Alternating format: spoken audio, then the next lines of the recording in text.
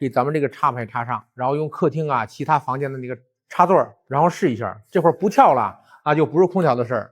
就是咱们插座的事儿。这是第一个啊，排除法。第二个，如果我们插上电以后啊，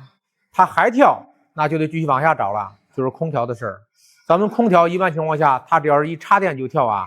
一般在内机主板的事儿，你需要把内机主板给它扒下来一看啊，或许是咱们二极管、继电器，包括咱们其他电子元件，它只要有坏的，